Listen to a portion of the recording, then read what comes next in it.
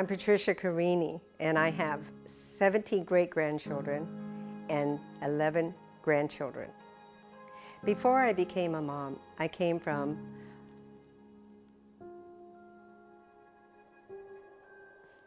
I don't know how to say this, a broken family. I came from a very broken family. Not that they were bad, but they were just broken. And brokenness has run through our family, through and through.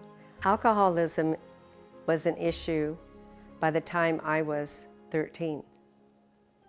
I could barely function in school. I ended up quitting school by the time I was 15 because I was already pregnant.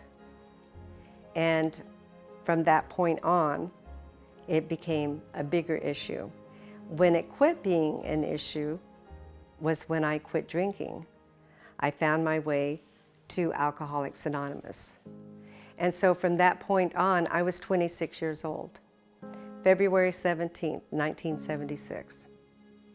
And from that point on, I quit drinking. I started trying to do the right thing, but I still was upset with God. I kept denying God, so I knew God wasn't going to love me, God wasn't going to get me through it. And then one day, the light went on. Because see, I believe that the very core of my beginning was with God. So I got baptized, and my husband came knocking on my door, wanted to go out, and he wanted to meet me on a Sunday morning. And I says, I'm in church on Sunday morning. So he showed up at my door in his Hawaiian shirt and went to church with me. And that was our beginning. So, and we started praying together, and we started making right choices together. And then through that, we moved back to California and over here in Temecula, and we adopted our son, Anthony. God just had a plan, and I had no clue that this plan was happening. I just know that all of a sudden I was being included in it. And we prayed for months before we adopted Anthony. Well, not for months, but for maybe a month and a half. And every time we turned around, somebody was talking to us about grandparents adopting grandchildren, about grandparents this, adoption this, every time we turned around.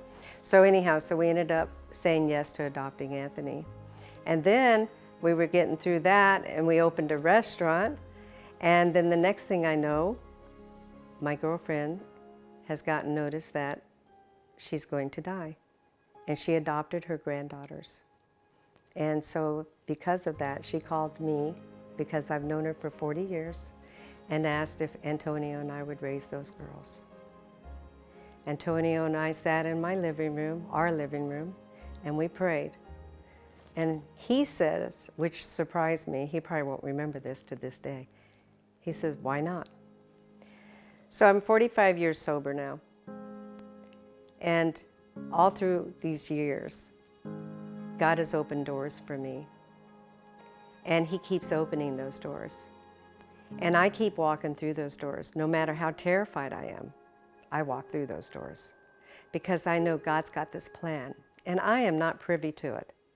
I think sometimes I should be. I had girlfriends once put on my marquee on my computer, God does not need your help.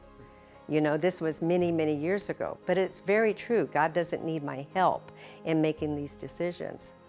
And sometimes, you know, I go, oh my goodness, what are we doing here? Are we really supposed to do this? But yet, every indicating sign says yes. God says yes. And sometimes I'm saying, no, no, no, no, no, but yet I still go through. So for moms who are lost and feel hopeless, there's hope. You know, you just have to keep putting one foot in front of the other. I was a terrible mom in my young age, a terrible mom, and I don't deny that. And my kids survived.